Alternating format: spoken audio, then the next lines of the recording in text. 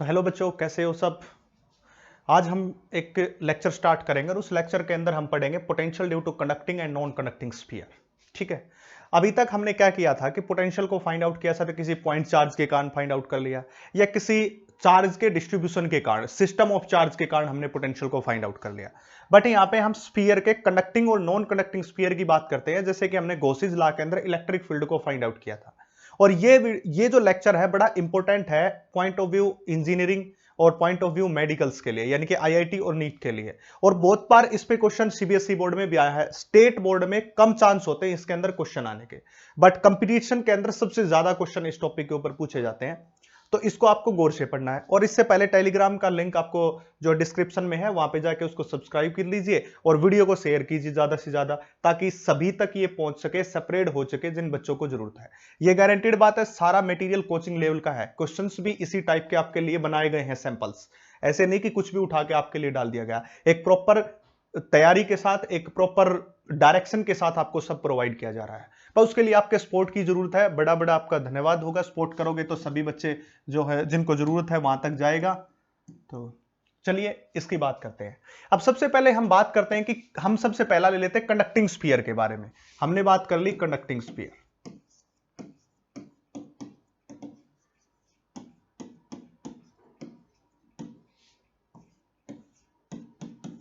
Conducting sphere की बात करते हैं सबसे पहले। देखिए, अगर मैं कंडक्टिंग स्फीयर की बात करता हूं तो सपोज कीजिए कि ये कंडक्टिंग स्फीयर है, ठीक है। और इस कंडक्टिंग स्फीयर की रेडियस को मैं किसके बराबर मान लेता हूं? कैपिटल आर के बराबर। यहां तक बात आई समझ में? और कंडक्टिंग स्फीयर एक सेल की तरह ही बिहेव करता है। कंडक्टिंग जो स्फीयर होता है वो बिल्कुल सेल की तरह बिहेव करता है। और सेल की खास बात यह है कि अगर आप इसको कोई भी चार्ज देते हो, सपोज कर दीजिए कि मैंने इसको एक पॉजिटिव चार्ज प्रोवाइड किया स्फीयर को, तो जब कंडक्टिंग स्फीयर या सेल होगा तो जो पॉजिटिव चार्ज आप इसको प्रोवाइड करोगे वो उसके आउटर सरफेस पे आ जाएगा। अंदर इसके जो है जीरो चार्ज रहता है हमेशा। इसके अंदर कितना चार्ज रहता है? जीरो चार्ज के बराबर। ये गॉसेस लॉ ने आपको पहले ही एक्सप्लेन कर दिया। और उसके कारण इसका इलेक्ट्रिक फील्ड इनसाइड क्या होता है? जीरो के बराबर। ये बात भी हमने वहां पे गॉसेस लॉ के अंदर प्रूव की थी कि किसी भी कंडक्टिंग स्फीयर या सेल के अंदर इलेक्ट्रिक फील्ड जीरो होता है। बट इसके अलावा जो पोटेंशियल की बात करते हो, पोटेंशियल इसके अंदर जीरो नहीं होता है। पोटेंशियल हमेशा किसके बराबर होता है? के क्यू डिवाइडेड बाय में आर के बराबर होता है, ठीक है। अब सपोज कीजिए कि मैं एक पॉइंट मान रहा हूं और वो पॉइंट मैंने इस सरफेस के ऊपर मान लिया, इस बाउंड्री के ऊपर मान लिया। तो इस बाउंड्री के ऊपर जो पोटेंशियल होगा वो किसके बराबर हो जाएगा? के क्यू डिवाइडेड बाय आर के बराबर। ये पोटेंशियल मैंने पहले ही फाइंड आउट करके आपको दिखा दिया था। अब मैं कोई एक पॉइंट यहां पे मान रहा हूं और यहां से यहां तक की डिस्टेंस कितनी है? आर। यहां पे एक पॉइंट मान लिया। कोई कहता है कि पी पॉइंट के ऊपर पोटेंशियल बता दीजिए, तो पी पॉइंट के ऊपर पोटेंशियल हो जाएगा के क्यू डिवाइडेड बाय में आर के बराबर। ये हो जाएगा, ठीक है। अब कोई कहता है कि पी पॉइंट की बजाय आप पोटेंशियल कहां ले लीजिए? आप ले लीजिए यहां पे अंदर की तरफ, जो ये पी पॉइंट अंदर की तरफ, जो डिस्टेंस स्मॉल आर है। अब इस वाले इसको क्यू मान लीजिए, क्योंकि पी ऊपर ही मान लिया आपने, तो इसको क्यू मान लीजिए, ठीक है। इस पॉइंट को क्यू मान लीजिए। तो क्यू पॉइंट के ऊपर पोटेंशियल कितना होगा जी? क्यू पॉइंट के ऊपर होगा के इंटू में क्यू डिवाइडेड बाय में आर के बराबर। वही पोटेंशियल होगा जो सरफेस के ऊपर होता है। यानी कि खास बात यह है कि ये पूरा का पूरा जो आपको स्फीयर दिखाई दे रहा है, ये इक्वी पोटेंशियल सरफेस की तरह बिहेव कर रहा है।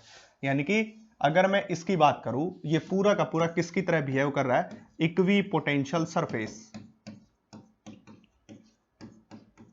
इक्वी पोटेंशियल सरफेस की तरह बिहेव करता है। अगर ये कंप्लीट इक्वी पोटेंशियल सरफेस की तरह बिहेव करता है तो इसके प्रत्येक पॉइंट के ऊपर पोटेंशियल क्या रहना चाहिए? सेम रहना चाहिए।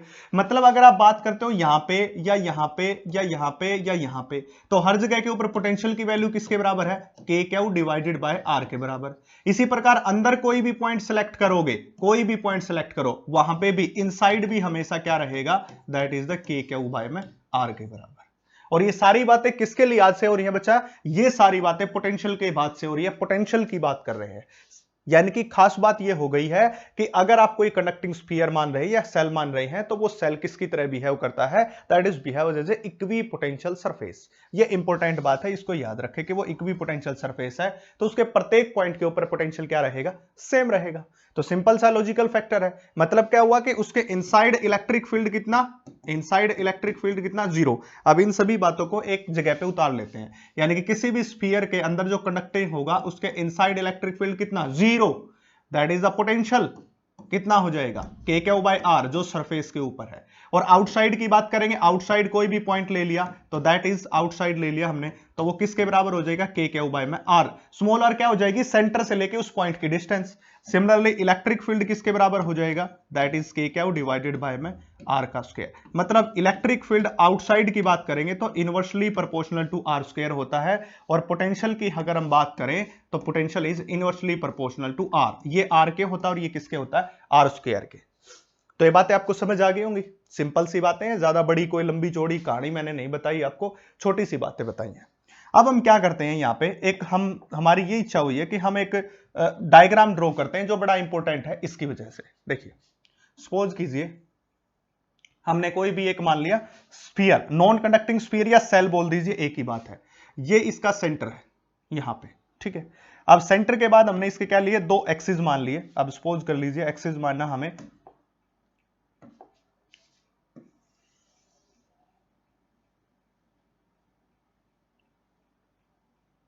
ये डायग्राम बनाएंगे। देखिए अब होगा क्या, ये इस सेंटर से एक लाइन आ रही है, ठीक है। इसी प्रकार इसके इस पॉइंट से भी एक लाइन आ रही है और इसके इस पॉइंट से भी एक लाइन आ रही है, ठीक है। अब हम बात करते हैं इसके, नेक्स्ट हम बात करेंगे इसकी। अगर हम बात करेंगे तो दिस इज द रेडियस, ये क्या हो जाएगी रेडियस हो जाएगी, जो कि किसके बराबर है कैपिटल आर के बराबर, ठीक है। अब हम यहां पे क्या करना चाहते हैं, सबसे पहले देखिए, सबसे पहले इस एक्सिस को डिस्टेंस, यानी कि इस एक्सिस के ऊपर हमने किसकी बात मान ली आर की, और ऊपर की तरफ हम क्या मान लें पोटेंशियल, यानी कि पोटेंशियल का ग्राफ देख रहे हैं। अगर हम ये तो हो जाएगा, देखो यहां से यहां तक अगर इस पॉइंट से इस पॉइंट की बात करोगे तो ये इनसाइड के पॉइंट है, और इनसाइड पोटेंशियल हमेशा क्या रहता है कांस्टेंट रहता है, ठीक है। इनसाइड पोटेंशियल हमेशा क्या रहता है कांस्टेंट, और उसके बाहर जाते ही पोटेंशियल क्या हो जाता है इनवर्सली प्रोपोर्शनल टू आर। और इनवर्सली प्रोपोर्शनल का ग्राफ कैसा होता है हाइपरबोला, देखिए कुछ इस टाइप का ग्राफ हो जाएगा हाइपरबोला, यानी कि potential is inversely proportional to R. Similarly अगर मैं बात करता हूं तो यहां पे भी क्या हो जाएगा ये हाइपरबोला हो जाएगा, that is v is inversely proportional to R के बराबर, ठीक है। ये कोई खास बात नहीं है, कभी ये सोचो आप यहां पे ये इस चक्कर में पड़ जाओ कि सर आपने इस साइड और इस साइड कैसे बना दिया, तो बच्चा पार्टी यहां पे इस बात का कोई डिफरेंस नहीं है, बस ये भी तो इस साइड जाओगे तो भी तो बाहर पहुंचोगे, इस साइड जाओगे तो भी तो बाहर पहुंचोगे, बस वो ग्राफ दोनों साइड बना के दिखा दिए, ठीक है। अब अंदर की तरफ क्या है, अंदर की तरफ पहले ही बताया कि अंदर की तरफ हमेशा पोटेंशियल क्या रहता है कांस्टेंट, जो किसके बराबर होता है के क्यू बाय आर। अब देखिए अंदर की तरफ पोटेंशियल कांस्टेंट। अब इसका जो अंदर वाला पॉइंट कहां से कहां तक था, इस पॉइंट से लेके और इस पॉइंट तक हमेशा अंदर है, इनसाइड द सेल है, और या inside the non conducting inside the conducting sphere है, तो अंदर की तरफ पोटेंशियल क्या रहा सेम रहा कांस्टेंट रहा, कोई चेंज नहीं हुआ, that is v is equal to k into Q divided by r। उसके बाहर इनवर्सली, उसके बाहर इनवर्सली। ये किसके लिए हमने डिनोट किया है, हमने किसके लिए फाइंड आउट किया, that is for the potential and distance, potential और डिस्टेंस। अगर मैं इसी को इलेक्ट्रिक फील्ड और डिस्टेंस के लिए बात करूं, अगर मैं इसी को थोड़ा बढ़ाना चाहूं और इलेक्ट्रिक फील्ड और उसके लिए बात करूं, देखिए अब सपोज कीजिए मैं इसी को इलेक्ट्रिक फील्ड के लिए डिनोट करता, ठीक है। अब मैं इसको इलेक्ट्रिक फील्ड के लिए डिनोट करना चाहता हूं, अब मैं इसको नीचे तक बढ़ाऊंगा, ठीक है। Similarly for that and for that हो जाएगा ये। अब देखिए क्या होगा, अब हमें पता है कि इलेक्ट्रिक फील्ड जो अनसाइड होता है वो हमेशा जीरो के बराबर होता है। इलेक्ट्रिक फील्ड इनसाइड देख लीजिए, इलेक्ट्रिक फील्ड इनसाइड, इनसाइड हमेशा इलेक्ट्रिक फील्ड कितना रहता है जीरो के बराबर, तो अंदर तो जीरो और बाहर क्या हो जाएगा inversely proportional to R square, inversely proportional to R का स्क्वायर। यहां पे आपको एक डिफरेंस मिला होगा कि इसके अंदर जो डीपनेस है, यहां से जो डीप जा रहा है वो कम जा रहा है और ये डीप ज्यादा हो रहा है, क्यों, ये डीप हाइपरबोला क्यों, क्योंकि स्क्वायर पे है और वो केवल सिंगल पावर पे है, ये डिफरेंस है। सिमिलरली अगर मैं इस तरफ बात करूंगा तो इस तरफ भी ऐसे ही डीप जाएगा, that is electric field is inversely proportional to R square. तो ऐसा ग्राफ, और अंदर इलेक्ट्रिक फील्ड यहां पे कितना होगा जीरो के बराबर, अंदर इलेक्ट्रिक फील्ड किसके बराबर होगा जीरो के बराबर। तो दैट इज द ग्राफ, और ये किसके लिए ग्राफ हो जाएगा, that is the graph for the potential and electric field for a conducting sphere और सेल के लिए बात कर रहे हैं। तो ये किसके लिए था बेटा, ये केवल और केवल किसके लिए लिया हमने, कंडक्टिंग स्फीयर या सेल के लिए लिया है। तो इस प्रकार आपको ये बातें पता होनी चाहिए। नेक्स्ट इसके अंदर हम देखते हैं नॉन कंडक्टिंग की। देखिए बेटा, नॉन कंडक्टिंग की बात करते हैं हम। नॉन कंडक्टिंग, नॉन कंडक्टिंग का मतलब क्या होता है कि वो कंडक्ट नहीं कर सकता और उसके अंदर जो चार्ज है वो पूरे के पूरे स्फीयर के ऊपर डिस्ट्रीब्यूटेड होता है। कैसे होता है, मैं थोड़ा सा आप इसकी बात को समझा देता हूं ताकि आपको अच्छे से पता चल जाए। देखिए, सपोज कीजिए कि आपने नॉन कंडक्टिंग ले लिया, ये ले लिया। इसकी खास बात ये होती है कि इसके पूरे स्फीयर सरफेस के ऊपर जो इसका पूरा वॉल्यूम है, स्फीयर की बात कर रहे हैं ना, तो पूरा वॉल्यूम है, इस पूरे वॉल्यूम के ऊपर क्या होगा, चार्ज फैला हुआ होगा ऐसे। बट जब पहले वाला केस लिया था जिसको स्फीयर कहा था, कंडक्टिंग या सेल कहा था, उसमें क्या हो रहा था, उसके बार बार उसके आउटर कवरिंग के ऊपर बार बार हो गया था। अब देख सकते हो, अब इसको मैंने पहले ही बताया था। देखिए, इसके बाहर चार्ज आ गया था ऐसे बाहर, अंदर जीरो था। बट उस केस में ऐसा नहीं है, ठीक है। ये हो गया। अब इसको अच्छे से एक्सप्लेन करना हमें, तो इसकी अभी देखते हैं बात पहले। अब सपोज कीजिए कि नॉन कंडक्टिंग स्फीयर है। अब नॉन कंडक्टिंग स्फीयर की बात करेंगे। ये स्फीयर हमने अभी अभी नॉन कंडक्टिंग स्फीयर लिया था, ठीक है। That is the non conducting sphere and radius of this sphere, suppose करो this is the centre and radius of sphere is R, ठीक है। अब हमने क्या लिया, कोई पी पॉइंट मान लिया बाहर की तरफ, और जो कि आर डिस्टेंस के ऊपर है। तो यहां पे जो इलेक्ट्रिक फील्ड होगा बाहर, आप सबको पता है, पहले भी निकाल के दिखाया था आपको, that is K Q by are square. जब गॉसिस लॉ की एप्लीकेशन करवाई तो वहां पे बताया था कि आउटसाइड इलेक्ट्रिक फील्ड जो होता है वो किसके बराबर होता है, के क्यू बाय आर स्क्वायर के बराबर होता है। तो ये सिंपल सी बातें हैं, ज्यादा मुश्किल बातें नहीं है, बट इसको समझना बहुत जरूरी है। अगर ये बातें आपको समझ आ गई हैं तो आप समझ लीजिए कि आप बहुत आगे जा रहे हैं। अब देखो, मैं ऐसा नहीं कर सकता, मैं पहले भी बता चुका हूं, फिर से वही बात रिपीट कर देता हूं कि मैंने कोई काढ़ा या कोई जादू तो सीख नहीं रखा है कि मैं काढ़ा पिला दूंगा, पीछे चोटी निकलेगी, भैया चोटी फिजिक्स की निकलाई, ये केमिस्ट्री की निकलाई। ऐसा अगर कोई है तो वो गलत है। कंसिस्टेंटली बस आपके अंदर रेगुलरिटी होनी चाहिए। बस आप 9-10 घंटे रेगुलरली पढ़िए सब्जेक्ट को, प्रत्येक सब्जेक्ट को इक्वल टाइम देके। ये नहीं कि एक सब्जेक्ट को ज्यादा पढ़ लिया दूसरे को कम। 15-16 घंटे ना पढ़ सकते हैं ना आपके बस की बात है। ये अमानवीय टाइम टेबल है, राक्षसों वाला है, इंसानों वाला नहीं है। तो मानवीय टाइम टेबल अपनाइए और उसके हिसाब से काम कीजिए, ठीक है। अब ये हो गया के क्यू बाय आर। अब बात करते हैं पोटेंशियल की, ठीक है।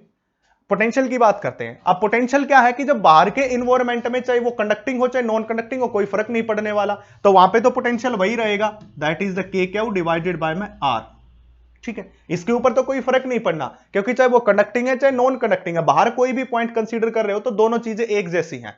बस फर्क कहां पे आता है, फर्क आता है जब इनसाइड वाला पॉइंट हम मानते हैं। सपोज कीजिए कि इनसाइड आर डिस्टेंस के ऊपर कोई पॉइंट मान लिया और इस पॉइंट को हमने दे दिया क्यू नाम। अब पूछ रहा है कि इस क्यू के ऊपर इलेक्ट्रिक फील्ड कितना होगा।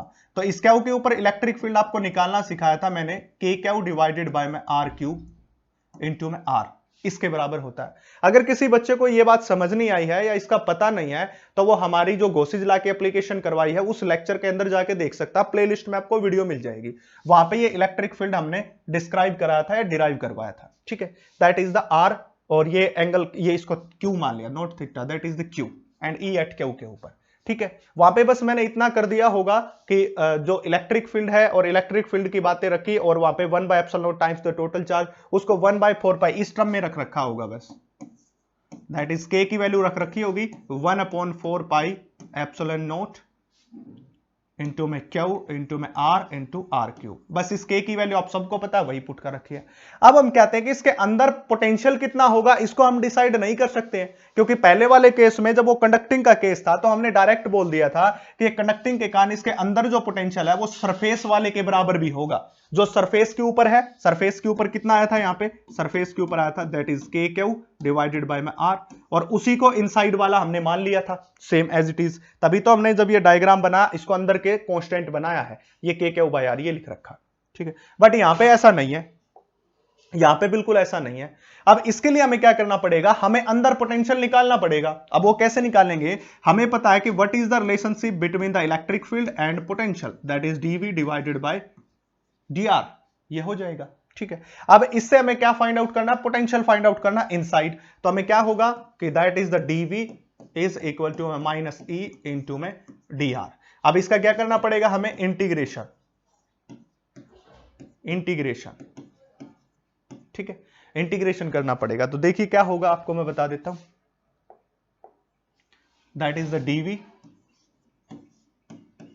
इज इक्वल टू में e, and what is the value of e, E की वैल्यू आपके पास ये गिवन है, चाहे ये रख लो ताकि आपको ये थोड़ा श्रिंक लगेगा, ये बड़ी हो जाती है फिर आपको प्रॉब्लम होगी। तो इलेक्ट्रिक फील्ड इंटीग्रेशन में that is for integration that is the K into में Q into R divided by में R cube into D R. ठीक है, अब हुआ क्या होगा एक्चुअल में, देखिए कभी भी हम absolute value of the potential निकाल नहीं सकते, तो हम ऐसा मानते हैं कि इस चार्ज पार्टिकल को इन्फिनिटी से उठा के और इस डिस्टेंस तक लेके आए, हम आर डिस्टेंस तक। हमने क्या किया होगा, इन्फिनिटी से एक पॉइंट उठाया और आर डिस्टेंस तक लेके आए। अब देखिए क्या होगा, इसको हमने इन्फिनिटी से उठाया था और कितनी डिस्टेंस तक लेके आए, आर तक। अब इन्फिनिटी के ऊपर पोटेंशियल कितना होता है, 0। ये बात मैं आपको पहले ही समझा चुका हूं इससे पहले वाले लेक्चर में कि इन्फिनिटी के ऊपर पोटेंशियल 0 होता है और पोटेंशियल एनर्जी भी इन्फिनिटी पे 0 होती है। अब ये डिस्टेंस आर है तो उसके ऊपर हमने क्या मान लिया, पोटेंशियल v के बराबर मान लिया। इसको सोल्व करेंगे तो ये तो क्या हो जाएगा, v। इंटीग्रेशन सोल्व करना जस्ट आपको आता ही होगा, कोई बड़ी बात नहीं है, v के बराबर आ जाएगा। ठीक है, नाउ अब इसको सोल्व करने के लिए k constant, q constant divided by में r क्यूब, और अंदर कौन बचेगा हमारे पास, r इंटू डी आर। अब r इंटू डी आर को हम क्या करेंगे, r स्क्वायर डिवाइडेड बाय 2। ठीक है, that is infinity to r, infinity से लेके हमारे पास क्या हो जाएगा, r हो जाएगा। और ये सारा पोटेंशियल किसको रेफरेंस मान के किया जा रहा है, इंफिनिटी को पोटेंशियल रेफरेंस मान के किया जा रहा है। बट अगर वो बोलता है कि हम इंफिनिटी को रेफरेंस ना माने, दो तरीके से सोल्व होता है, इंफिनिटी को रेफरेंस ना माने, हम क्या करें, हम ऐसा कर ले कि जो सरफेस वाला है हम इस पॉइंट को इससे उठा के और यहां तक लेके आ रहे हैं, सरफेस वाले से उठा के और कहां तक, इस r डिस्टेंस तक लेके आ रहे हैं, तो क्या होगा, उसको थोड़ा चेंज कर लेंगे। देखिए क्या होगा, अगर उसके लिए सोल्व करता तो क्या होता, वो देखिए ये तो एज इट इज रहता, होता क्या, यहां से r से शुरू होता और यहां क्या होता, vs। क्यों, देखिए कैसे, जब ये रेडियस r के बराबर थी तो इसका सरफेस था और सरफेस के ऊपर पोटेंशियल कितना, vs, और इस पॉइंट के ऊपर पोटेंशियल कितना, v के बराबर। सिमिलरली हमने जब इसकी रेडियस r थी तो पोटेंशियल कितना, vs, और जब इसकी रेडियस स्मॉल r के बराबर होगी तो उसका पोटेंशियल कितना, v। अब इसको सोल्व करेंगे, dv का इंटीग्रेशन v और that is vs to v तक। नेक्स्ट k यहां पे क्या ले लेंगे, common, q common divided by में r क्यूब भी क्या जाएगा, कॉमन। अंदर कौन बचेगा, r dr, और r dr का इंटीग्रेशन क्या हो जाएगा, r स्क्वायर डिवाइडेड बाय 2, और इंटीग्रेशन कहां से कहां तक किया है, स्मॉल कैपिटल R से लेके स्मॉल r तक। अब देखिए इसमें अपर लिमिट पुट करेंगे v, लोअर लिमिट करेंगे minus vs, is equal to में k बाहर, q बाहर पहले से ही था, दैट इज r क्यूब, और ये 2 क्या आ जाएगा, कॉमन, क्योंकि कांस्टेंट क्वांटिटी है बाहर। अब अपर लिमिट पुट करेंगे, upper limit is r square minus lower limit is r square. ठीक है, अब इसको सिंप्लीफाई करना है तो that is v minus vs is equal to में k इंटू में q डिवाइडेड बाय में 2 r क्यूब। देखिए k q r 2 r cube, इसको अंदर लेके जाऊंगा तो एक बार किसके साथ हो जाएगा, r स्क्वायर, माइनस किसके साथ हो जाएगा, दूसरा k इंटू में q डिवाइडेड बाय में 2 r cube into r square, इस r स्क्वायर के साथ। नाउ नेक्स्ट इज, इससे ये क्या हो जाएगा, कैंसिल आउट हो जाएगा। अब क्या vs की वैल्यू कितनी होती है भाई, vs की वैल्यू है k q डिवाइडेड बाय में r, पोटेंशियल एट सरफेस, इसके सरफेस के ऊपर, इस सरफेस के ऊपर पोटेंशियल कितना होगा, that is k q divided by r के बराबर। ठीक है, इन सब की वैल्यू यहां पुट करते हैं, देखिए क्या होगा, that is the potential is equal to, इसको उस तरफ लेके जाऊंगा। अब देखिए यहां पे क्या बचा, that is the k q into में r स्क्वायर डिवाइडेड बाय में 2 इंटू r क्यूब, यहां पे क्या बचा, माइनस k, अब देखिए माइनस साइन के साथ k into q divided by में 2r। ठीक है, अब एक बात और सोचिए, अब हम यहां पे एक चीज को छोड़ते जा रहे हैं, ये माइनस साइन, इस माइनस साइन को हम भूल गए, इस माइनस साइन को हम भूल गए, तो यहां पे हमें क्या लगाना पड़ेगा, एक माइनस साइन और लगाना पड़ेगा, दैट इज माइनस साइन और लगाना पड़ेगा। इस पूरे के सामने हमें क्या लगाना पड़ेगा, माइनस साइन। जब इसके सामने माइनस साइन लगाएंगे तो ये टर्म किसकी हो जाएगी, माइनस की, ये अंदर जाएगा और माइनस वाला किसका हो जाएगा, प्लस का हो जाएगा। ठीक है, वो माइनस साइन हमने जो छोड़ दिया था वो अब हमने लगा दिया। अब इस तरफ जाएगा तो ये किसका हो जाएगा, दैट इज प्लस vs, और vs की वैल्यू कितनी है, प्लस vs की वैल्यू कितनी है हमारे पास, ये आपको दिखाई दे रही होगी, that is the k into q divided by r के बराबर। ठीक है, यहां पे भी ये डबल लिख दिया हमने, यहां पे बचेगा k q divided by 2r। अब क्या हो जाएगा, देखिए that is the potential is equal to k into q into R square divided by 2 into R cube. अब क्या होगा, K Q by 2r plus K Q by R, that is, ये minus sign के साथ था, that is 3/2 into K Q divided by R के बराबर, that comes out to be. अब देखिए क्या होगा इसके बाद, नेक्स्ट इसको फर्दर सोल्व करेंगे तो is equal to K into Q, K common, Q common divided by R common, ठीक है, यहां पे और 2 भी कॉमन दोनों जगह से, यहां पे क्या बचा होगा 3, यहां पे क्या बचा होगा 3, ठीक है। इसके साथ और कुछ भी था हमारे लिए, देख लेते हैं हम, नहीं और कुछ भी नहीं था, यहां पे क्या बचेगा 3 बचेगा, माइनस साइन के साथ कौन हो जाएगा, that is the R square divided by R, एक आर कॉमन ले लिया था तो दैट इज आर स्क्वायर, ये हो जाएगा। कई बुक्स के अंदर इसको ऐसे लिखा मिलेगा, that is the K Q divided by में आर और 3/2 और माइनस जाएगा, that is R square divided by में आर का स्क्वायर, यहां तक जाएगा। तो this is the potential inside point के ऊपर, इनसाइड पॉइंट के ऊपर ये क्या हो गया, पोटेंशियल हो गया। अब यहां से आप डायरेक्टली नहीं बोल सकते हो कि वो, अब जब आप इस इक्वेशन को यहां से ध्यान से पूर्वक देखते हो तो आपको यह दिखाई देता है कि पोटेंशियल डायरेक्टली इसके ऊपर डिपेंड तो नहीं कर रहा है, या नेगेटिव में फैक्टर जाके और कुछ बन रहा है। डायरेक्टली तो आप इसको बोल नहीं सकते हो, क्योंकि पहले तो आप इसको डायरेक्टली बोल सकते थे, बट अब आप इसको डायरेक्टली, जैसे पीछे वाले केस में हमने किया था और बोल दिया था कि इनसाइड है वो कांस्टेंट रह रहा के क्यू बाई आर, तो आपने डायरेक्टली बोल दिया कि वो आर के इनवर्सली प्रोपोर्शनल, जैसे यहां पे बोल दिया। बट इस केस के अंदर आप डायरेक्टली ऐसा बोल नहीं सकते हो, ऐसा नहीं बोल सकते हो, तो आपके पास जो इक्वेशन आई है दैट इज द इक्वेशन, ये हो गया पोटेंशियल इज इक्वल टू में K into Q divided by R into 3/2 minus R square divided by 2r square. अब क्या बनाया जाता है, इसका ग्राफिकल रिप्रेजेंटेशन हमें करनी होगी, इसकी ग्राफिकल रिप्रेजेंटेशन। देखिए अगर इसकी ग्राफिकल रिप्रेजेंटेशन की बात करूं तो सपोज कीजिए कि एक स्फीयर ले लिया सबसे पहले हमने, और इस स्फीयर का हम ग्राफ बना रहे हैं,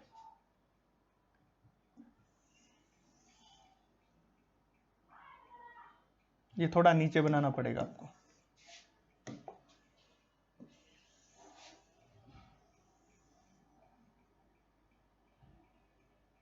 ठीक है,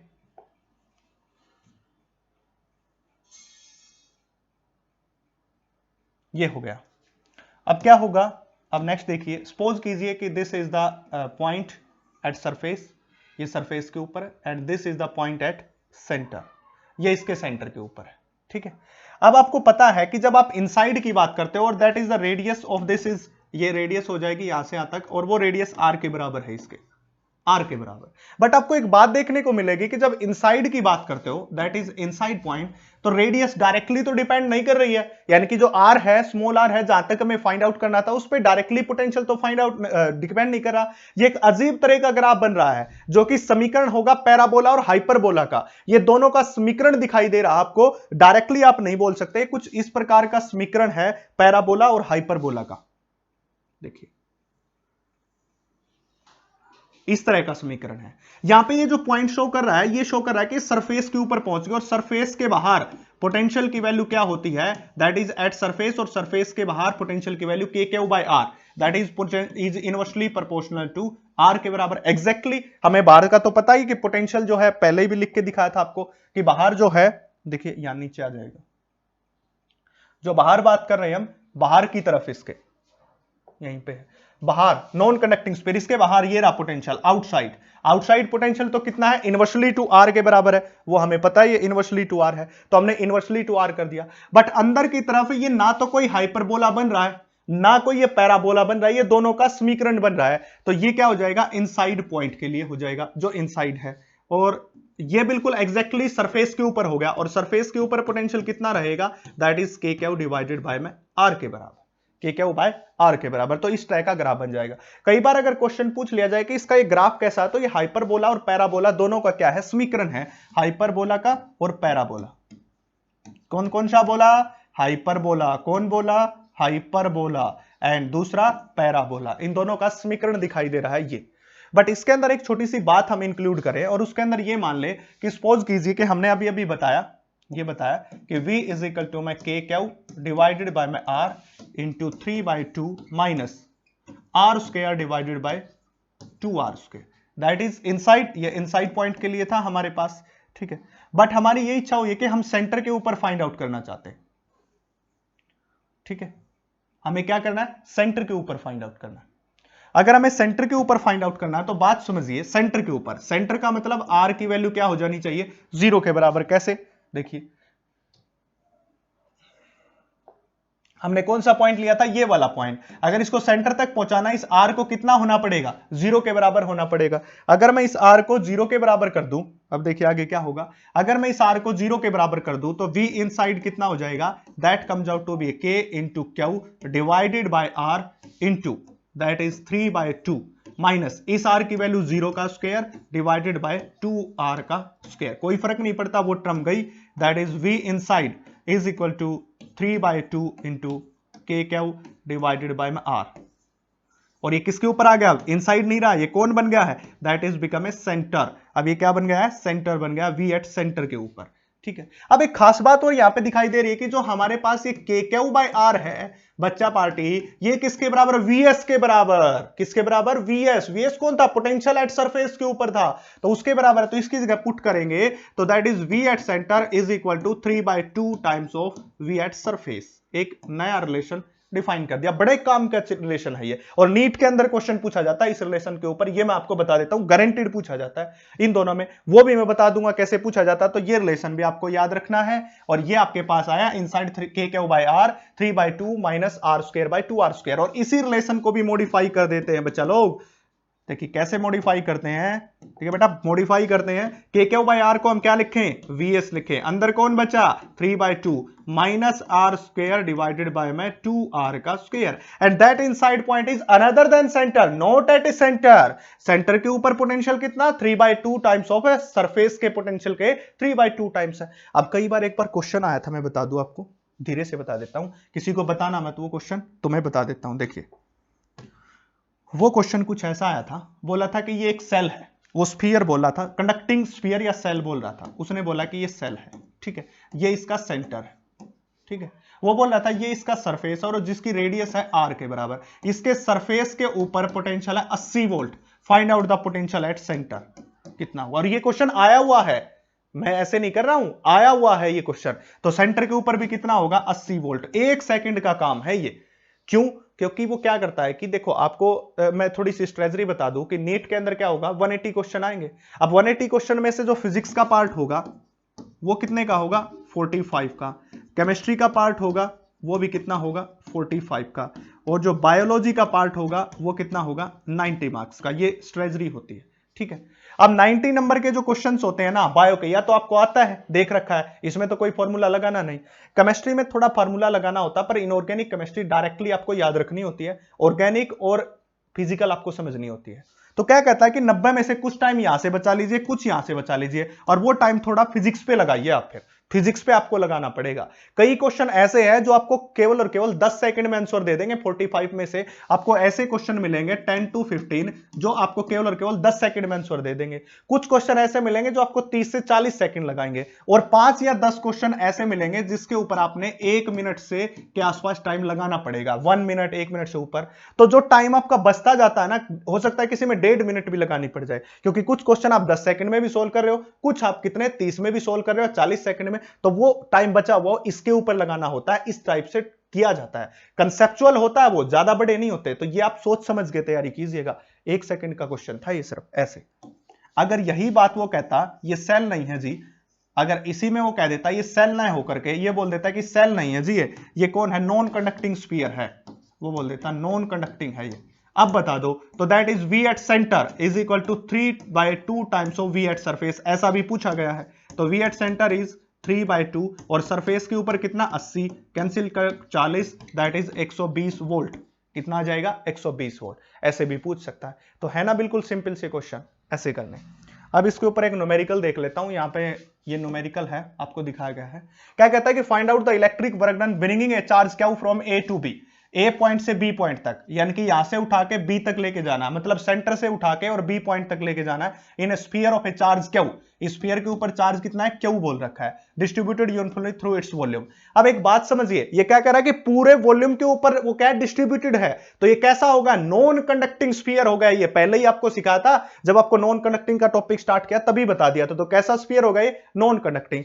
अब नॉन कंडक्टिंग स्फीयर के ऊपर जब बी पॉइंट से ए पॉइंट या ए पॉइंट से बी पॉइंट के ऊपर जाते हैं तो पोटेंशियल कितना होता है भाई? पोटेंशियल देख लीजिए आप, जब हम ए से बी पे जाएंगे और बी से ए पे जाएंगे तो कितना पोटेंशियल होता है, इस बात की बात कर लीजिए। तो पोटेंशियल की बात करेंगे, सपोज कीजिए हमने यहां पे बात कर लिया V। अब मैं आपको बता देता हूं, हम किसी पर्टिकुलर पॉइंट के ऊपर गए थे तो V एट B के ऊपर बता देता हूं आपको, ठीक है। A से B तक जाना आपको और ज्यादा कोई बड़ी बात नहीं है। देखिए अब देखिए क्या होगा कि अगर आपको इसका क्या फाइंड आउट करना है, find out the electric work done. तो इलेक्ट्रिक वर्क डन आपको अगर फाइंड आउट करना है तो सबसे पहले मैं इसको बेसिक फार्मूला बता देता हूं आपको। Electric work done find out करना तो that is formula is Q into में DV, that is the formula, charge into में पोटेंशियल। ये फार्मूला होता है, किसी को नहीं पता तो पोटेंशियल का फार्मूला क्या होता है, W डिवाइडेड बाय में Q, इस बात को याद रखें। तो वहां से W निकाल लिया, वर्क डन इसके बराबर, तो that W is equal to में Q। और पोटेंशियल कहां से कहां तक फाइंड आउट करना, A पॉइंट से लेके B पॉइंट तक जाना है, तो आपको क्या कर देंगे यहाँ पे VB माइनस VA के बराबर कर देंगे। तो that is the work done, VB minus VA। ये पहला मेथड आपको सिखा रहा हूं, तो ऐसे आप निकाल सकते हो। तो एक बार पोटेंशियल किसके ऊपर पता होना चाहिए, VB के ऊपर, और दूसरा किसके ऊपर, VA के ऊपर। दोनों को माइनस करो और चार्ज पहले ही दे रखा है कितना, दैट इज Q के बराबर। अब देखिए V एट ए का है सेंटर, और सेंटर के ऊपर अभी अभी समझाया था कि that is 3/2 times of surface, that is the surface के ऊपर क्या है, K Q by R, 3/2 times, ये रिलेशन आया था 3/2 times of V at surface. और V एट सरफेस कौन है, VB है। V एट सरफेस कौन है, VB है। तो इसको हम क्या लिख सकते हैं, V एट सरफेस, ये किसके बराबर है, 3/2 टाइम्स ऑफ VB, ठीक है, ये हो गया।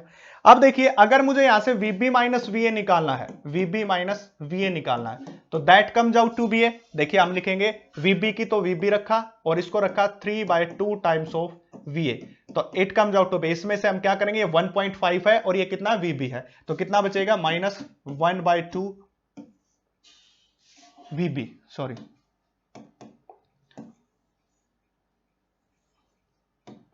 VB, तो that is 1/2 times of VB with negative sign, ठीक है। अब ये नेगेटिव के साथ आ रहा है। यहां पे एक खास बात आपको फिजिक्स की ये है कि आपको अगर नेगेटिव साइन दिखाई दे रहा तो आप इसको ऐसे भी कर सकते हो, इसको आप क्या करो, अब नेगेटिव लिख रहा तो यहां पे इसको ऐसे भी लिख लो, VA माइनस VB, बस यहां पे भी क्या फाइंड आउट कर दो, VA minus VB, VA minus VB find out कर दो। अब VA minus VB find out करेंगे तो क्या होगा, देखिए VA माइनस VB, अब VA की वैल्यू क्या है, 3/2 ऑफ VB, देख सकते हो, माइनस करेंगे VB तो कितना बचेगा हमारे पास, दैट इज VB बाय 2 के बराबर, ये आ गया इसकी वैल्यू, इसकी वैल्यू। अब VB कितना था, सरफेस के ऊपर पोटेंशियल, VB क्या है, सरफेस के ऊपर potential, that is VB at surface, और सरफेस के ऊपर कितना होता है, that is K Q by R। और बट यहां पे चार्ज क्या है, कैपिटल क्यू के बराबर, जो चार्ज बोल रहा अगला किसके बराबर है, कैपिटल क्यू के बराबर। तो इसकी वैल्यू, इस चीज की वैल्यू कितनी आ गई, VB बाय 2 था, तो इसकी वैल्यू पुट करेंगे, that is K Q divided by में 2 इंटू R। और now work done, now work done निकालना हमें, वर्क डन निकालना तो that is the Q is the charge इसकी जगह, और DV जो अभी अभी निकाला है DV, that is K into Q divided by 2R। तो this is the work done, ये क्या आ जाएगा, वर्क डन आ जाएगा।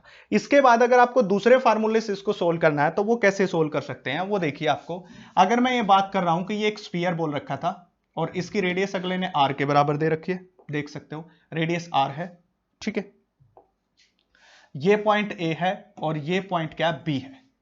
अब मुझे क्या फाइंड आउट करना, वर्क डन। अब वर्क डन का फार्मूला एक कौन सा होता है, मैं आपको एक और बता दूं, अगर इसी की बात करेंगे तो वर्क डन का फार्मूला, और वो दूसरा फार्मूला क्या होता है, देखिए dV इज इक्वल टू में E dot dr with negative sign, ये होता है। अगर इसके मैग्नीट्यूड की बात करें, नेगेटिव या पॉजिटिव साइन ना देखें, तो dV किसके बराबर हो जाएगा, that is E into dr के बराबर। अब वर्क डन किसके बराबर होता है भाई, Q इंटू dV। अगर स्मॉल के लिए निकाला तो small work done, that is dW is equal to में Q into this, Q into E into dr। अब इसका इंटीग्रेशन करेंगे, दैट इज dW। अब इसका इंटीग्रेशन करेंगे तो Q चार्ज कांस्टेंट बाहर, अंदर कौन बचा, E इंटू dr के बराबर। अब हमने क्या माना कि कोई बीच में पॉइंट मान लिया, हम जरूरी नहीं है क्योंकि हम फिजिक्स के अंदर छोटे पार्ट के लिए निकाल सकते हैं, कोई यहां पॉइंट मान लिया P, उसके ऊपर इलेक्ट्रिक फील्ड फाइंड आउट करके उसको इंटीग्रेट कहां से कर देंगे, सेंटर से स्टार्ट करके और R रेडियस तक, ठीक है, तो दैट इलेक्ट्रिक फील्ड, और inside the conductor electric field आपको निकाल के दिखाया था K Q into R divided by में आर क्यूब। ये गॉसेज ला के एप्लीकेशन के अंदर करवाया था और अभी अभी भी यूज किया था इसका, तो उसको उसमें पुट कर देंगे। तो इसका इंटीग्रेशन कितना, W Q as it is रहेगा, इसकी वैल्यू पुट करेंगे, that is K Q divided by में आर क्यूब इंटू में आर इंटू डी आर के बराबर। ठीक है, ये इंटीग्रेशन में रहेगा। कहां से कहां, जीरो से स्टार्ट, सेंटर के ऊपर तो जीरो रेडियस थी और कहां तक गए, आर तक गए। अब इसको सोल्व करेंगे, देखिए सोल्व किया,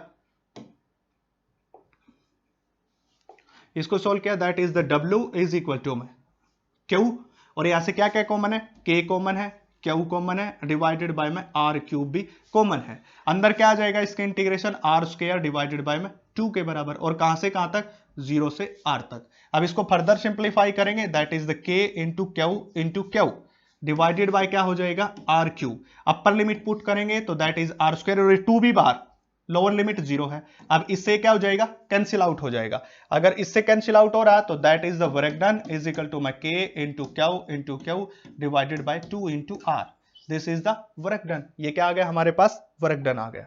सिमिलरली देख लीजिए, ये आ रखा है के इंटू क्यू बाय 2r, और इसी प्रकार ये आया है नेक्स्ट वाली स्लाइड में K into Q into 2r, इस प्रकार। तो ऐसे सोल्व आउट कर सकते हैं।